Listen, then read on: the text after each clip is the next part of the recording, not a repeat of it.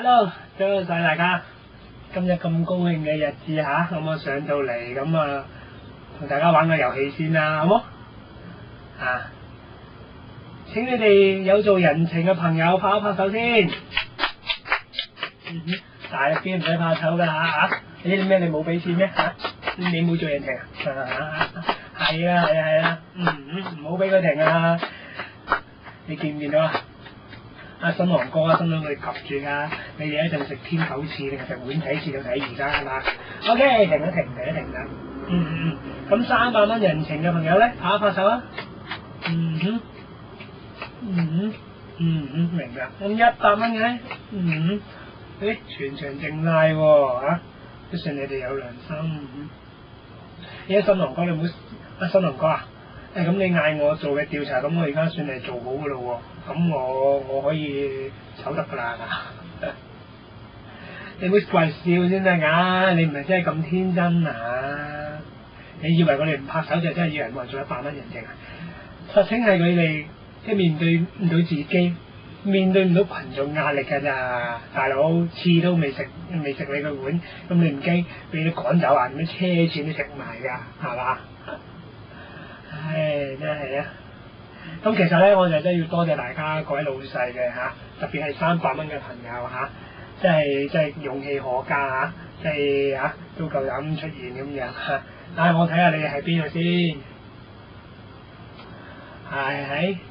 係我知啊，我識睇㗎，真係我呢啲去咗咁多個場合呢啲咁樣嚇。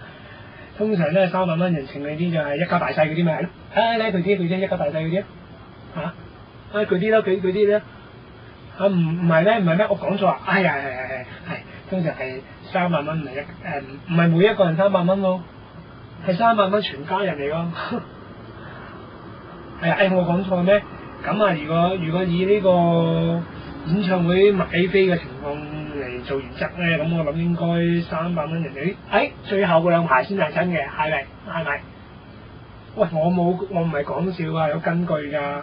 今晚出得錢最多嗰個就係前面呢2台啦，主家食呢2台啦，唔係嘛？係嘛？唔好呃你哋㗎啦，真係。咁，其實你哋坐得遠咧都有好處嘅。咁好似我哋呢啲出嚟表演嘅，若然表演得悶嘅，咁你咪食下翅先啊，食下其他嘢先咯，唔使理我哋啦，係咪先？咁若然好似我而家咁樣呢啲先理氣，講得搞笑嘅，咁都唔知拍手好定係揦筷子好，即係到時揦唔成勢咁樣。仲有啊，坐得遠最大個好處係咩啊？咁趁我哋唔為意喺度搞緊笑嘅時候，你成隻豬頭拎咗翻去焗肉個，玩下手你玩夜啲啊！真係啊，捉台收埋啲橙酒都得添啊！唔係寫咗一家大細嚟啊！咁其實我係明白你哋嘅感受嘅，係咪先嚇？同個新郎哥同埋新娘又唔係咁熟，話晒同一間公司，但係不過又唔同部門咯。真係唔係睇過佢張請帖啊，都唔知道佢哋叫咩名啊！你哋話啦，係咪啊？咁啊真係嚇，做人情做得少咧，又唔係好似咁好意思。咁如果做得多咧，又好似對自己唔住喎。咁你話點解啦？唯有喺禮物方面着手啦。咁你話有咩禮物送俾佢哋好咧？男嘅我有心得啊，梗係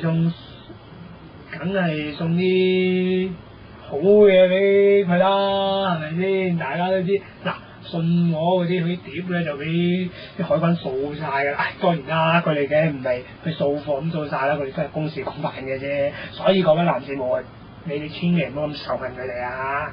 咁我唯有係時候都觸動我自己床下底嘅私人珍藏版俾佢啦。